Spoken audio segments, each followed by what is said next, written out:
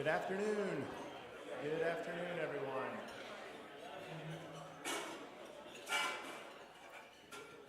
All right. Just wanted to welcome everybody to the July membership meeting. Hopefully nobody missed last month's meeting because they came here instead of the depot, but we're back. Before we get started, we have a couple announcements today before our program. I'd like somebody at the table to pick up a little trifold sponsorship. At each table we have the trifold sponsorship little tent. Pick that up and pass that around.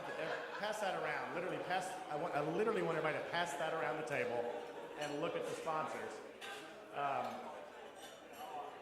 Our sponsors provide financial support to our group, and without them we couldn't do a lot of the things we do in this chapter. We're very thankful for them. So if you see them at the meeting or when doing business as architects, please thank them for their sponsorship. But pass that around, everybody. First of all, we got a couple things to talk about. I want to bring up Jennifer Ackerman.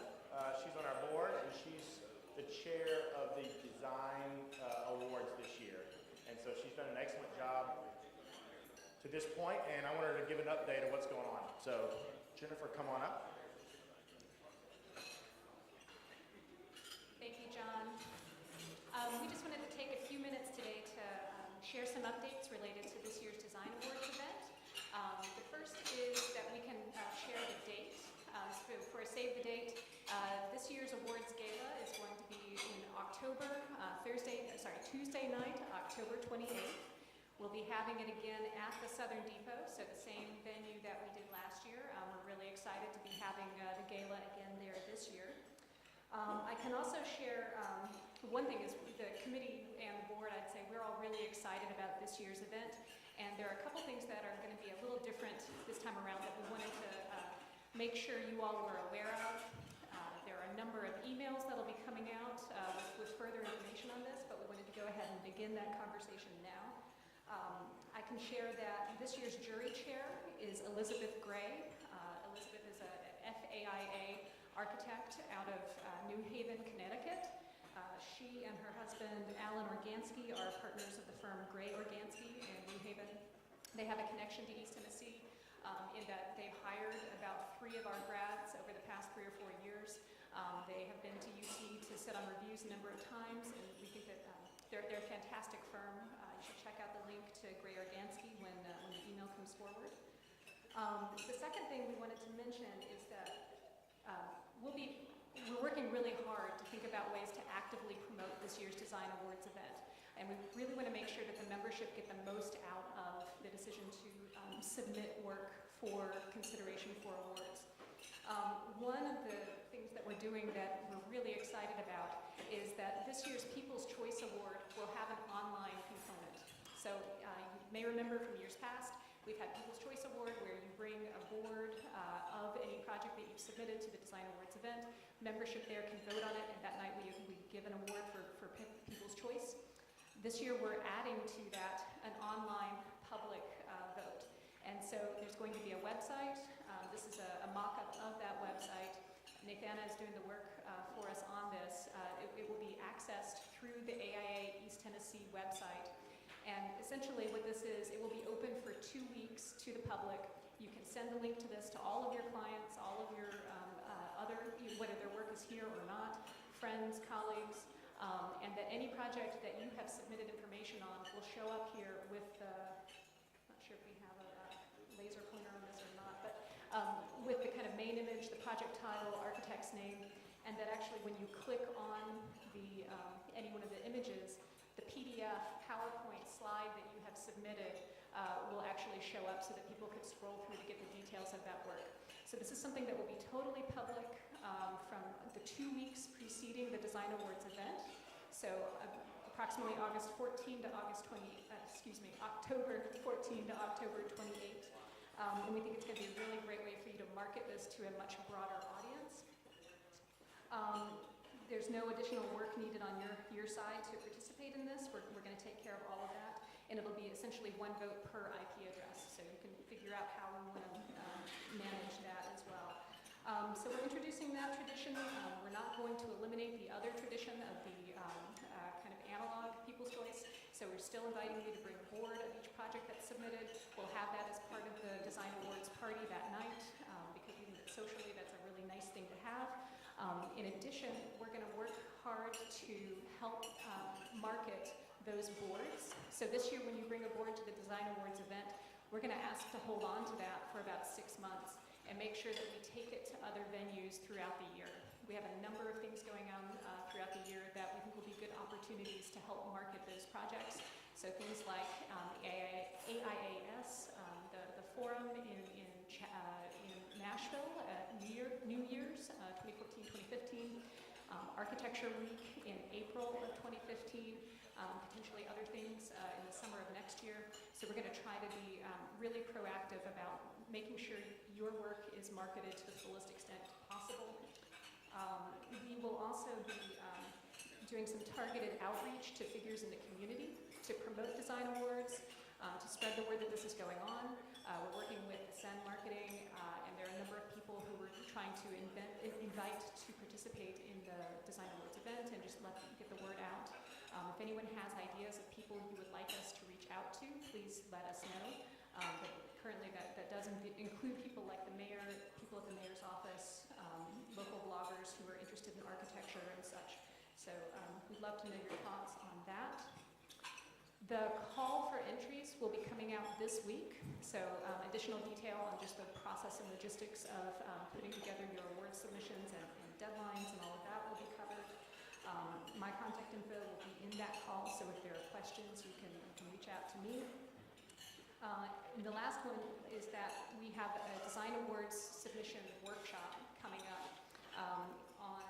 This will be held on Thursday, August 7th from 5:30 to 7 p.m. Barbara McMurray Architects is hosting us for that event. The workshop this year will be, it will include presentations from Richard Foster of Elizabeth Eason Architects office, John McCrae, who was the Design Awards chair last year and has been sort of that fly on the wall during many Design Awards juries, I should say, as is Marlene Davis, who is currently the chair of the Tennessee AIA Award. So you're going to get some really good perspective from those three folks if you're able to come to the Design Awards submission. They're going to talk a lot about different best practices and things to think about.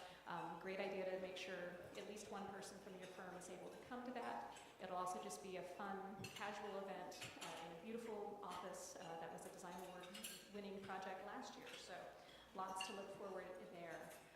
So we hope you're thinking about Design Awards and thinking about what projects you may want to submit. If anyone has any questions, please feel free to reach out to me or anyone on the board or on the committee. Thanks. All right, thanks, Jennifer. That committee's been working very hard, and it's made up of a broad spectrum of members of our group. So, like she said, if you have any questions, reach out to Jennifer. Randy Fields, where's Randy? Come on up. He's with Messer. He's one of our sponsors. Randy's going to tell you a little bit about something he's got going on. I know it's confusing, Christmas, July, but he'll explain. Seems early, but planning is necessary now. Thanks, John. Good morning. As many of you may already know, Messer brought the Construction event back to Knoxville last year with the Holiday Construction 2013. And we're excited to be sponsoring it again this year for 2014. And so a couple of slides to show you some of the structures that were built last year as part of the event.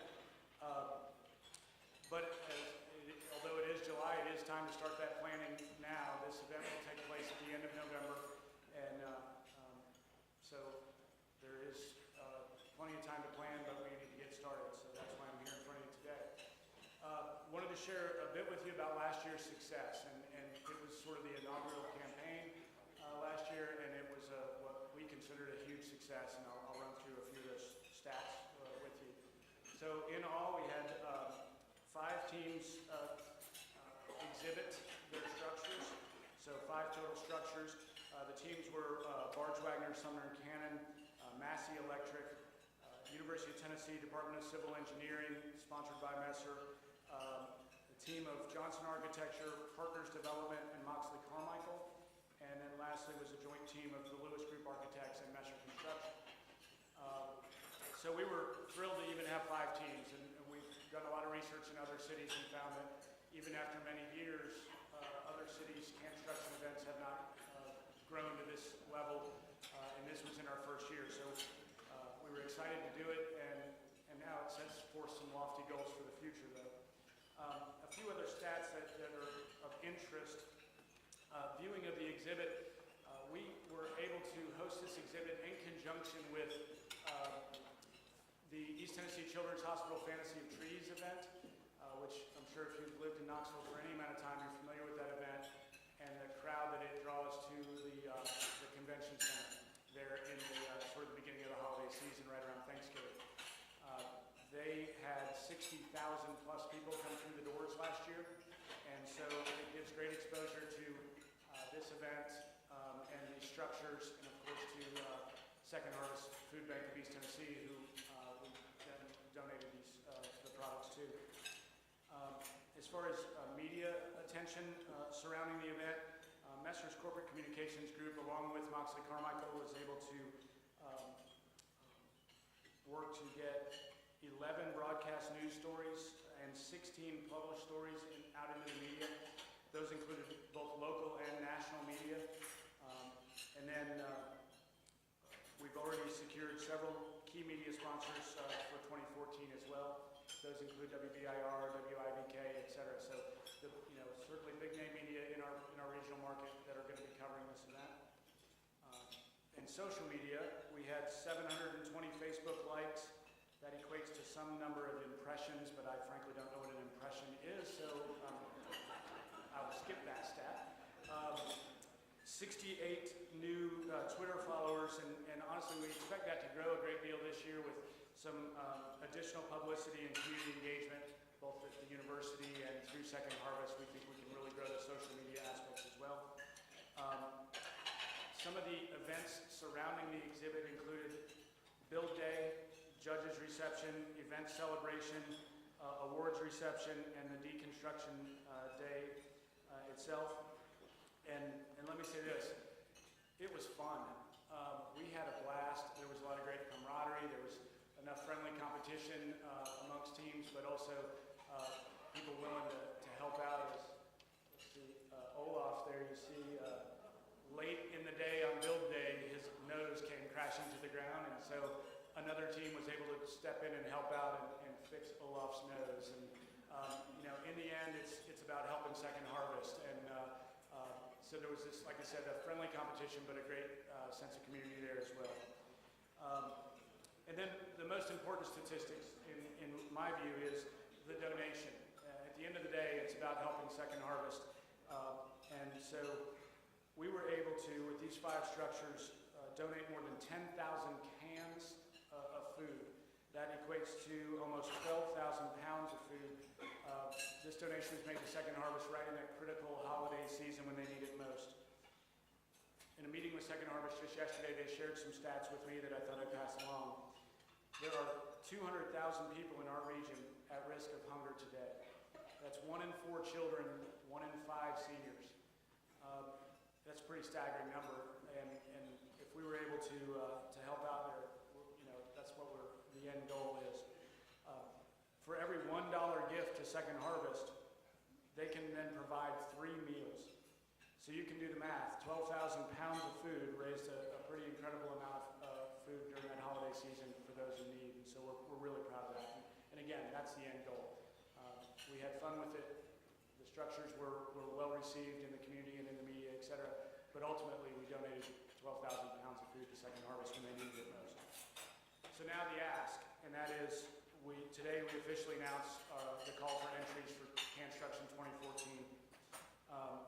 We have a great deal of commitment already with 5 teams secured, and now we'd like to sort of eclipse last year and really take it to the next level with getting more teams engaged, more structures engaged, built. We've again partnered with East Tennessee Children's Hospital. It will be held in conjunction with Fantasy of Trees. We've gone and toured the convention center. We're going to try to get more signage and more engagement to really tie those 2 events together. Children's Hospital was thrilled to have the event as a new sort of feature to Fantasy of Trees, and that gets exposure for us as well. So So finally, I'll have entry forms and some general information available to email out this week. I'd be glad to speak to you about the event, even if it's not a structure itself. Maybe it's another opportunity that you and your firm can help. We'd love to engage you in that conversation. Obviously, our end goal is to have more structures and raise more food and awareness for Second Harvest, but there are other ways you can help. So please find me today, email me, call me, ask somebody else how they can get in touch with me, whatever, and let's talk. Finally, I'd like to thank John and Pat and AIA chapter as a whole. They were a great support to us last year and continue this year, and we certainly appreciate it. We couldn't do it without you, and we ask that you get involved in this great charity and join us. Thank you. Okay, one more brief announcement. Peter Osicki, design competition pitch right here.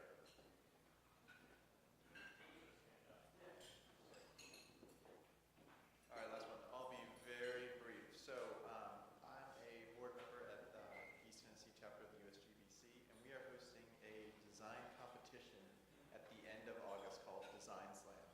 And this design competition runs a little bit different than most that you've probably done. This is a live design competition, so there will be 4 to 5 teams of architects, engineers, planners that will have 1 hour to design a solution for a community in front of a live audience, with that audience voting at the end for their favorite, their best. So how this will work is we're choosing one community, and that's the South Haven community. It's, if you aren't familiar with that community, it is at the very end of James White Parkway where the extension was going to go. That's the neighborhood adjacent to the South Haven community. So what's happening there is, if people are unfamiliar with that, there is the new South Doyle High School outdoor classroom that's right there, and also a new spoke off of the Knoxville Urban Wilderness. So the whole idea of this design competition is we have some pieces and parts there. How can we connect those better? So getting ideas from the community, putting those ideas in front of designers, and having them come up with a very creative way to solve the issues of the community in front of other designers and other communities, or community members. So what we're looking for are people to be on design teams. We currently already have 2 design teams set, one of UT students and one of UT faculty. So you can't let the UT faculty beat you guys. So those 2 teams are already set, and the date is set for August 28th, and we will be in the Standard down on Jackson, which will be a great event space. So we'll have a bar and possibly some food trucks there, so come on out and support. It's a very open, live event, and like I said, at the very end, so the voting works, everybody can buy a ticket for $1, as many tickets as you want, and you'll vote for your favorite design at the end. All that money will go to a partnership either with the neighborhood association that's there, or with Legacy Parks, who we're working in tandem with for this event. And that money will go there to help complete part of that project, or to start making that community better. So come see me afterwards, and I can give you some more information. Thank you. All right, so we've got a couple of upcoming events here. I think these were mentioned earlier. The workshop on the 7th at BMA's office, Arnstein Building, and that's at 5:30. I think I missed the time up on this. Yeah. Okay. 7, or if you're having a lot of fun, 8:30. We have no formal relationship with Chaka Cha, but that is an upcoming event that our members are interested in. August membership here, same time, same Tuesday normally. Design awards and registration. Jennifer mentioned this. The 10th is when you submit that you will be submitting, and then you have till the 24th to actually submit. Megan Paris and Bobby Haynes, William Ragland with CSA, they're doing their structures exam prep seminar. So Megan's the contact on that, or Bobby or William. But here's the dates. This is held at Design Innovations, DIA's office 5 nights, I think, 6 to 7:30. I've heard glowing reviews from this event. So talked to Megan about that. State convention's coming up next week. I heard that the formal online registration closes Thursday at midnight or 11:59. So if you want to go and register, do it before Thursday. Otherwise, you can register on site. But that's at the Music City Center. It's where it was last year. I did. There's a great little video that I couldn't get to work, but it's kind of a promotional thing. But we're not going to show it anyways. The golf tournament. David Collins is not here, but he's organizing that again. The 20-something annual event. It's at River Islands again. It's always that first Friday in October. So go ahead and mark your calendars for that. Here's where the video goes. And now to the program. So I wanted to, two things very briefly before I introduce our speaker. Two things you may or may not know. The vice president of our chapter sits as an ex officio member on the East Tennessee Community Design Center. And over the last couple of years, we've tried to be more involved in their organization. They've had that position for us, but we've reinvigorated its activeness, I guess you could say. So because of that, at our planning retreat, also the board holds a planning retreat in October for the future year, set the vision and what we want to do in the future year. And the East Tennessee Design Center, we proposed having them do a presentation to kind of share about what they're doing in the community, how they operate, how they can engage us, just a lot of aspects. I think last year we kind of took a straw poll and either people weren't aware or didn't know what the Design Center did. And so we thought this year at one of our meetings it would be great. They've had a lot of changes going on, and so now would be an appropriate time to bring them in. Although I didn't give Mary Linda much notice to come. I thought it was going to be later in the year, and so we bumped it up. So she did a very nice job going through. Today's speaker is Mary Linda Schwartzbart. She is the interim director of the interim executive director of the East Tennessee Community Design Center. She's held that position for, a month, 6 weeks. But she has been on the board for 4 years. She's a native of Knoxville, graduate of the University of Tennessee. Her husband is a retired architect, Arnold, and so I know when talking to Mary Linda, she knows architects. Let's see, she is a business and grant consultant, and she's active volunteer in the community. Her and I also serve on an Introduction Knoxville committee, so we've gotten to know each other well over the last couple of years. She's a graduate of Leadership Knoxville and here to talk about the Community Design Center. So please welcome Mary Linda.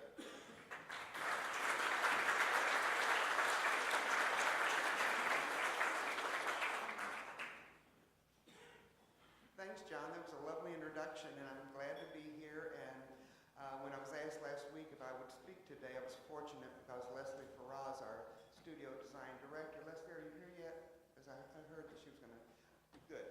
So she can answer questions about the design studio better than I can. But she had a PowerPoint presentation already put together that we've modified a little bit. So John's already told you a little bit about me. I did want to share this little exchange I had with Gideon Fryer. I don't know how many of you know Gideon Fryer.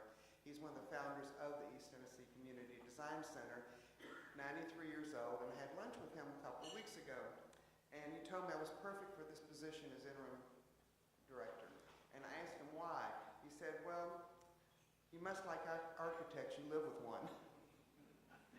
So you already know that Arnold was a graduate of the first class at UT in 1969. And I wore earrings today one of his class assignments was to design a concrete block. And so he designed the block, and he had these earrings made for me that were his design. So I wore them today in honor of that. And I do want to add that much of my life has really truly been enhanced by his experience both during architecture school and as being an architect and being tuned in to how important design is. So I really appreciate what each of y'all do for our community. DesignWorks is at the heart of what we do. Let's see if I can work this. DesignWorks is at the heart of what we do. Without you, our professional volunteers, we could not do what we do for our clients. We would not be able to provide the services to them that are affordable. We provide assistance with landscape and more insight work, and we do only 2 or 3 building projects a year. But y'all welcome to come into play for that too. And we also do facilitations, and our upcoming facilitation is going to be August 21st at the Emporium, and it will be the Gay Street Summit Hill Park, you know, that intersection down there where the treble clef was. And it's a public input meeting and design charrette. It's from 2 to 6, and I think Leslie says she hopes people will come in, drop by, can't stay for the whole time, then you're certainly welcome to come by and visit with us. I want to thank you for inviting me to tell the story of the Design Center. We have worked to help build better communities, to design better communities by design throughout East Tennessee. We service 16 counties actually for more than 44 years. We were established in 1970 after the late Bruce McCarty, who was then president of the Knoxville AIA chapter, visited the Community Design Center in Philadelphia, which I think was the first one in the country. We've developed the visioning for over 900 projects throughout the region since that time. And this slide, well, let's go back. Sorry, I had set it on. So our timeline is back down there at the bottom. So, who we are and what we do. Our mission is to make East Tennessee a better place to live and work by bringing professional design and planning assistance to community groups and nonprofit organizations that lack the resources to pay for the preliminary design phase. Once that's established, then they can move on to professionals on a fee basis. We do this with a very small staff. Back up. We do that with a very small staff and you who serve as professional volunteers. Our services include architecture, landscape, graphics, master planning, and site planning. This week, Leslie Faraz, who's our design studio director, shared this comment about a meeting that she had with a client and a new volunteer architect. So I had a great meeting yesterday. We discussed a lot of reasons for the Design Center's involvement with this particular project, such as developing community partnerships, showing nonprofit support for grants to build the project, and City of Knoxville involvement since we are funded through a CDBG grant, that's a community development block grants, to provide them assistance. It made me think of benefits that we provide for these project types that are unique from the private sector. And as I said earlier, Leslie also created the PowerPoint show. We have a board of directors, active, all volunteers. We have you who serve as volunteer professional advisors, and we have event volunteers. Some of our board members and past board members are here. I know Doug is here, he's on our board. I saw Jay Singh back there. Rick Mixon is he's our immediate past president. Any other board members or prior board members here that I haven't acknowledged? And okay, I had said it to be Manuel. Okay. And I'll let him, while I'm finishing talking about this particular slide. And our staff, Leslie Faraz is here. Pat Donaldson, who also serves AIA, is back there. And I couldn't ask for better staff than we have. Jan Mosaday is assistant to the director. And I couldn't do what I've done since June 2nd without them. And the board couldn't do what they do without them. Ben, are you here? And I would just, on the table are brochures that Ben designed probably the last 3-4 months. And please take them with you. They tell a little bit about us, and I just wanted to give Ben credit for his work on that. And I know some of our volunteers are here. Greg Campbell, you're referencing one of the slides I'm going to show in a little bit. Where are you, Greg? I met you coming in. Who else has volunteered with the Design Works Committee? If you have, just raise your hand. Because we want to thank you. We couldn't do it without you. And we also want to endeavor, and this is what Rick Blackburn, I met with him last week. He had hoped to partner with me to doing this today. He had to be in Nashville on business.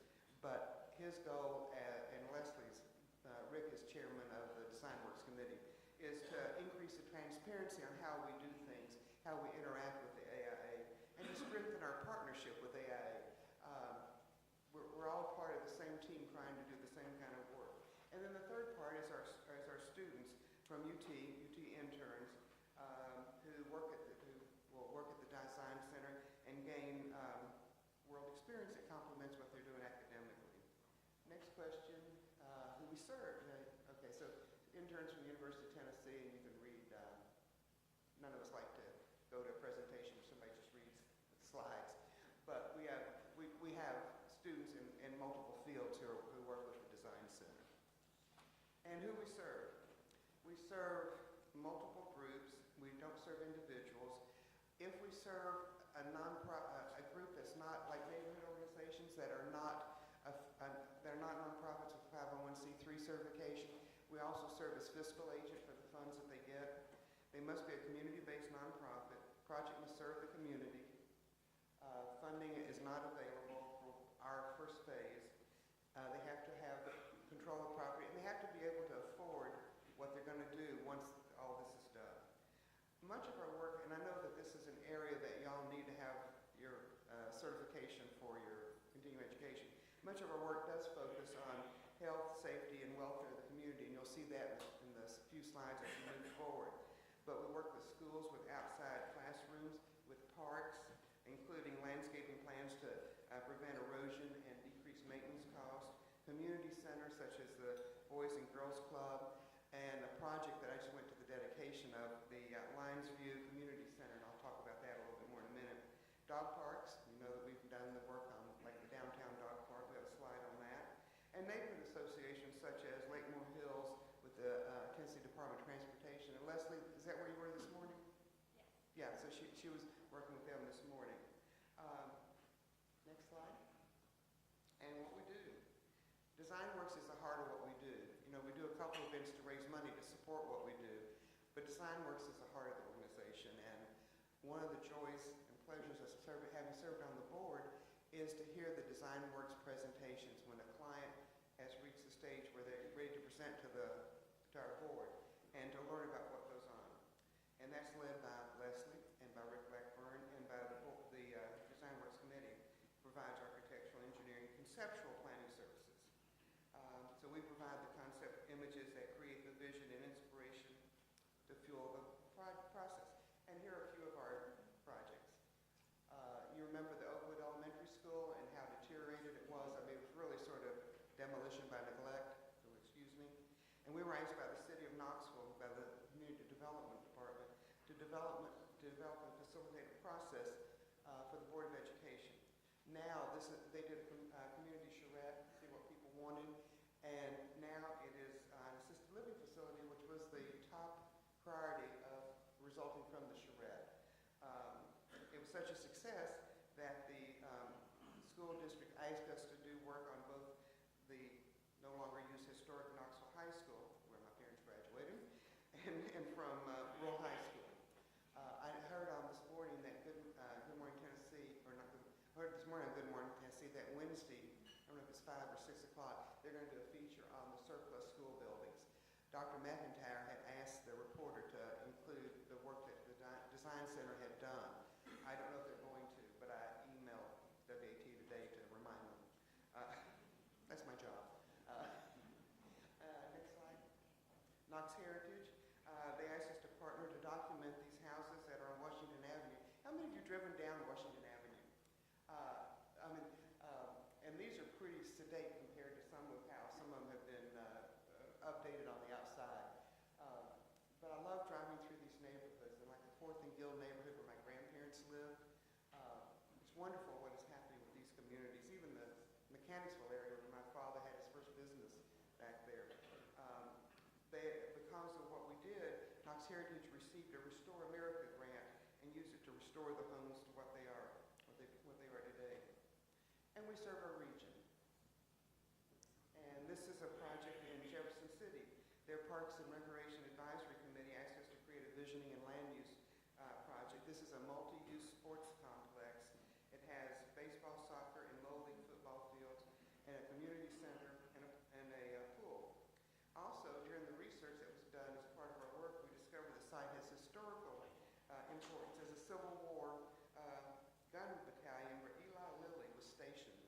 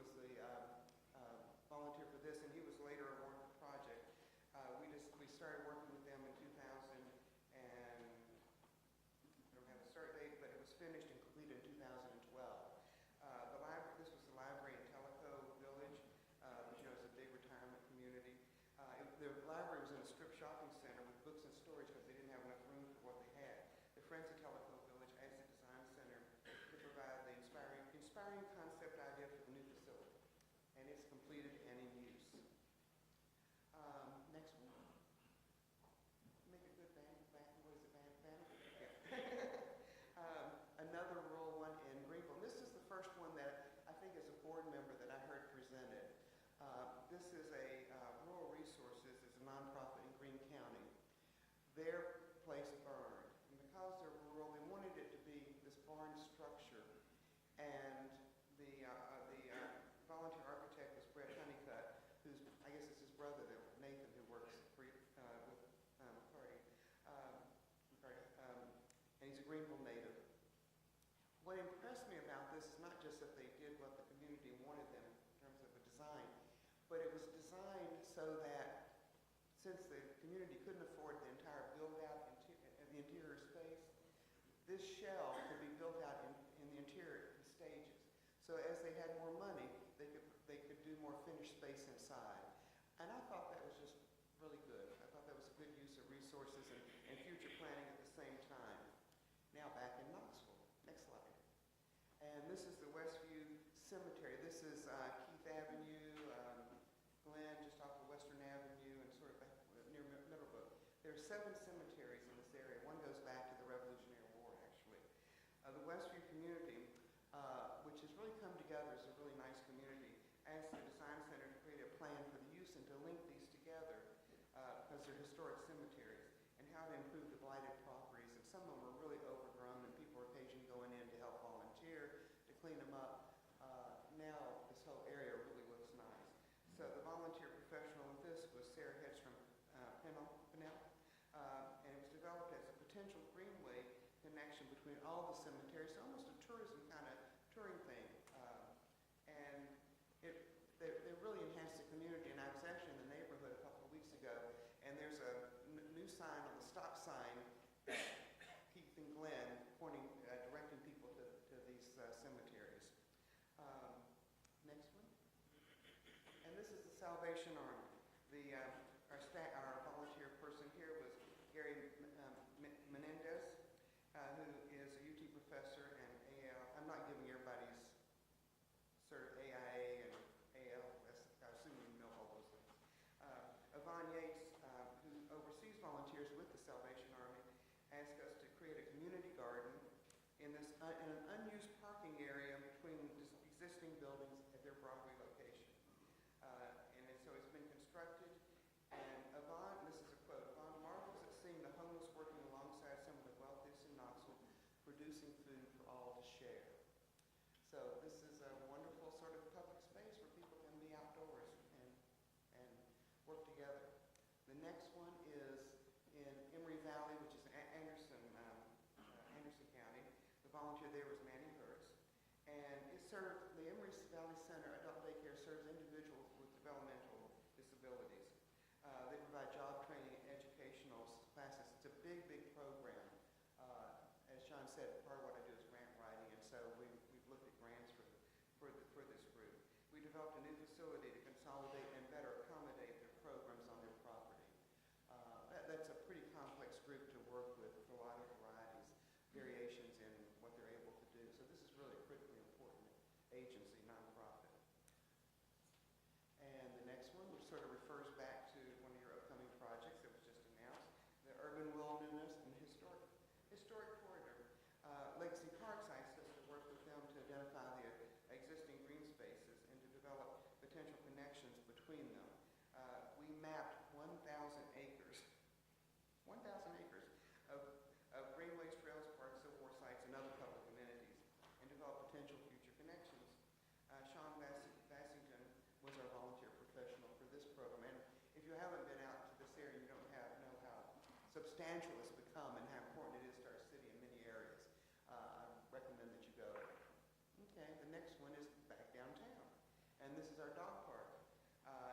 This was a site plan that went into construction in November 2009. It's at the corner of Summit Hill and James White Parkway.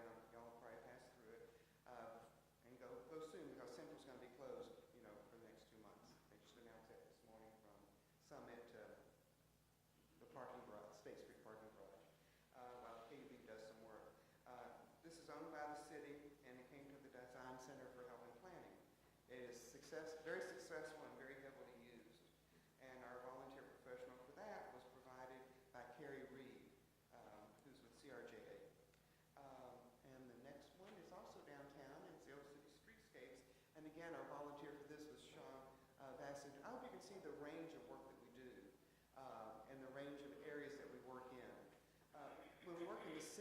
of the city work is funded through the CDBG grant. So if you have nonprofits that want help in the city, then go to the Community Development Department to see if it suits. And they're really, they thank us, they appreciate what we do for them, and we appreciate what they're doing to support us. They've been very good to work with. And also for the city, we also serve as fiscal agent for some of the neighborhood funding that they do for neighborhood projects. So the Old City Streetscapes, the Old City Merchants Association and the City Development Department asked that we create a concept plan for the district to establish better and safer pedestrian routes between parking and businesses. And we added more amenities such as trees and lighting and developed options for underutilized spaces. And Sean was again that volunteer. We'll come back to this sheet in just a second. I went to this dedication about 2 weeks ago, 3 weeks ago. You know, sometimes we do things because they're the right thing to do. I went here because I was interim director. I was so glad I was there. This was just the most amazing experience. The Lions View Community Center requested assistance from the Design Center to develop a site plan that included locating a new pavilion, and you see the pavilion up there on the upper right. And also we act as their fiscal agent. The Design Center has worked with the community for 30 years, and we've done 5 different projects with them. This pavilion, which was constructed with the help and support of companies, a lot of companies donated product, entities and individuals, and it was dedicated in the memory of the late William E. Sonny Davis, Jr. Mr. Davis worked for one of the families on Lions View, sort of helped raise their kids, as well as a lot of kids in the neighborhood. The community center is in, there's a community behind the Church of the Ascension on North Shore, that up in there sort of behind where the Veterans Cemetery is now. And it's a pretty large area, but it's not mapped. I tried to look at it on the Google map, but the dedication had about 150 people there. Y'all may have read about it. There was a nice write-up last week in Shopper News in the Bearded section. People who worked there were lived there were mostly African Americans who worked as domestics during that period for families along Lions View and Sequoia Hills. The synergy and their interaction between those families and this community was remarkable. Many of those families made significant donations to support this pavilion. The pavilion itself was designed by Jimmy Dudley, who grew up on Lions View, whose family was there with the support, and he's an architect in North Carolina, with the local support of Brian Ewers and structural engineer by Brian's wife, Mary. I want to read you this handwritten note that Jimmy Dudley wrote to Perry, who works at one of our design studio staff. Perry, I just wanted to take a moment to thank you and all of your colleagues at the CDC for all your kind-hearted efforts in making the William E. Sonny Davis Jr. Picnic Pavilion a reality. All involved owe you a deep debt of gratitude for your steady guidance and assistance through the turbulent waters of site planning, playground design, politics, you name it. Y'all have all been there.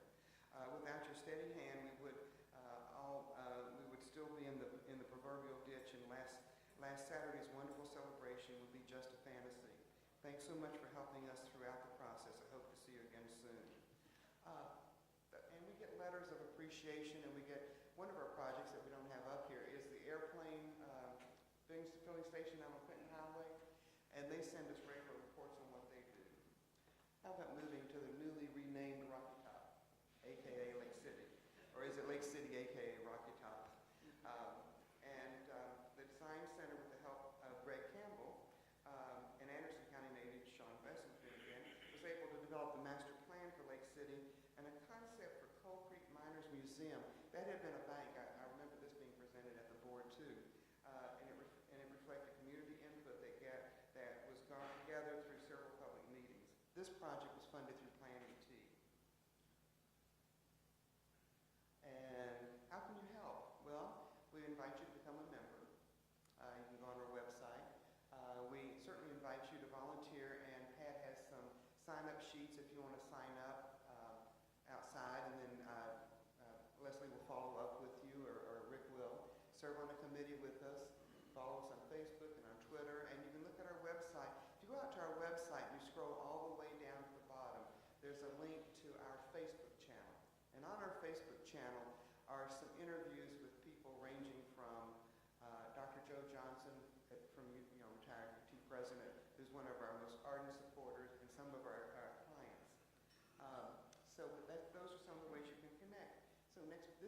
this is our home.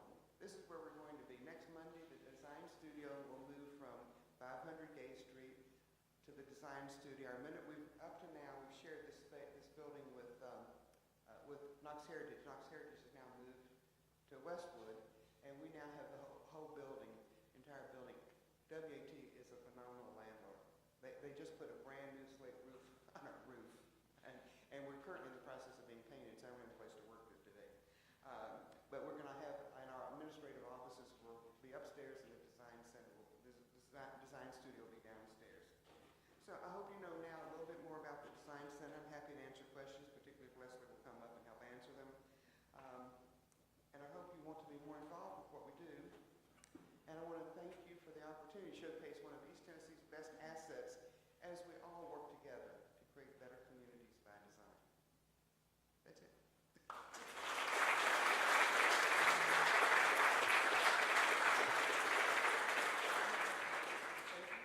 Quick question we have for Mary Linda and Leslie if needed. We've got a few more minutes set aside. Have I answered everything you always wanted to know about the design center? Thank you. Might be good to explain, or Leslie explain a little bit more how we become a volunteer, how we advertise the project. Okay, Leslie, I think that's your area. That's why I'm glad she came.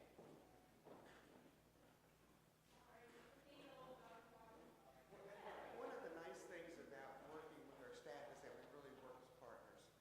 And I can't It's a thank. team effort, Yeah. everything that we do, all the design process, everything.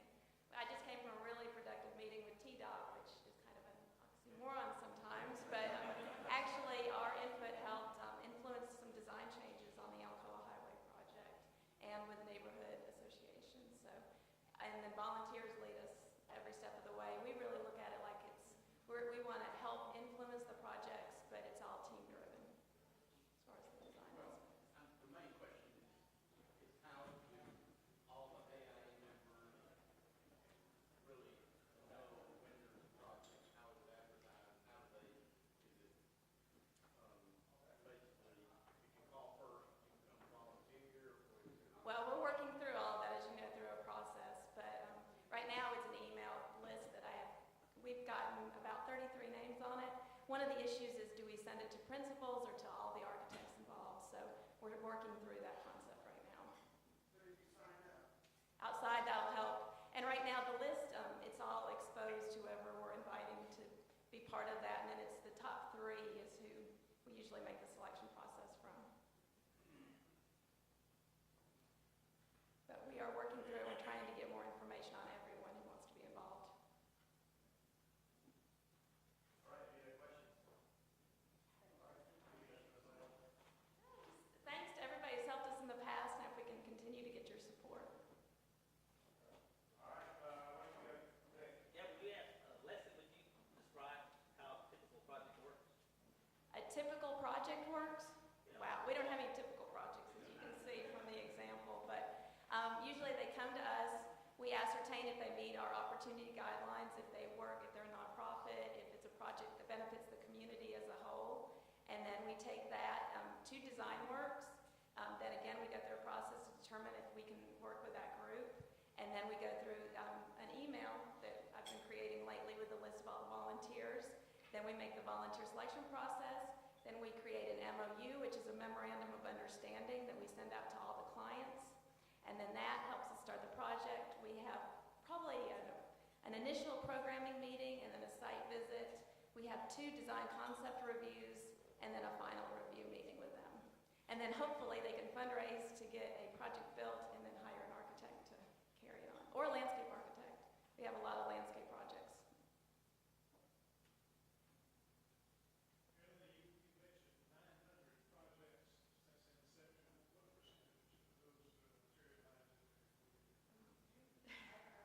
We need to analyze that.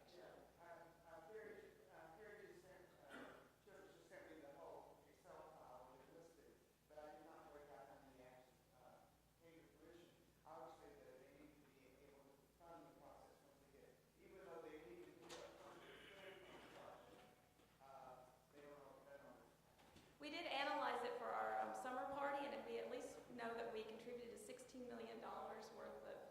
economic development through the projects that we've helped. And how that breaks down and how many of those came to be built projects or just went to the design process, I don't know.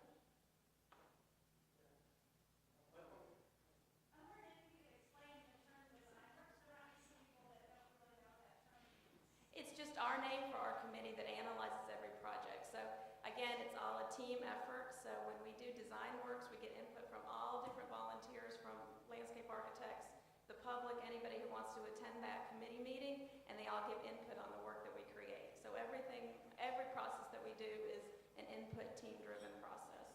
So DesignWorks is the design center's name for that committee that reviews all of our work. That sort of answers my question, I think, but it's a related question. If you've got a project and you're asking for a volunteer, how do you describe to the volunteer what the staff does and what the volunteer does? Realizing it's teamwork, but just so that volunteer sort of understands the amount of time that it will take to do the project. Right, and that again varies every project, but we do have a written letter that kind of explains the amount of hours we think each project would take if you volunteered. It ranges from 12 to 15 to a lot more depending on how involved you want to be with the design process. We try to help by creating some of the images, and it's more of a sketch process with the volunteer, but sometimes they want to just take it on their own and do all the work, and we're more than happy to take whatever product they give us and implement into the design, as long as we can influence with a team meeting and process review with our DesignWorks committee. So it really does depend on how much the volunteer wants to contribute.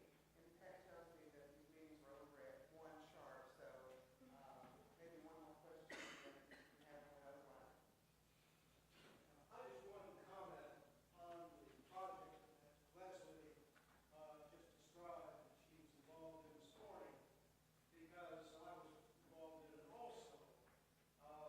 When we first told DOT that we had brought the Design Center on board to assist in communication, they thought it was, you know, a hot stove, and they didn't want to touch it.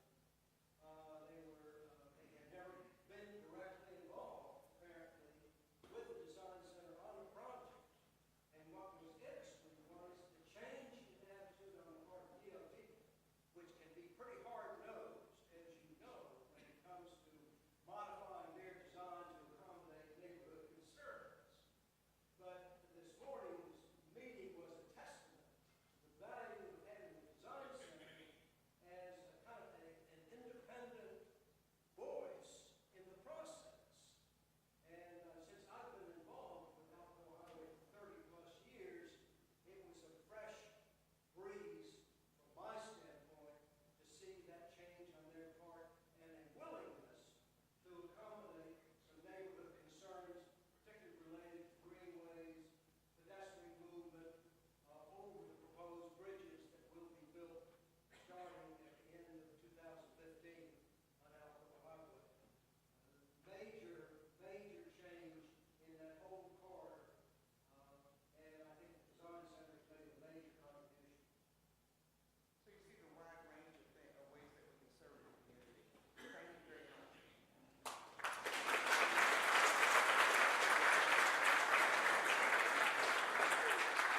All right, thank you guys.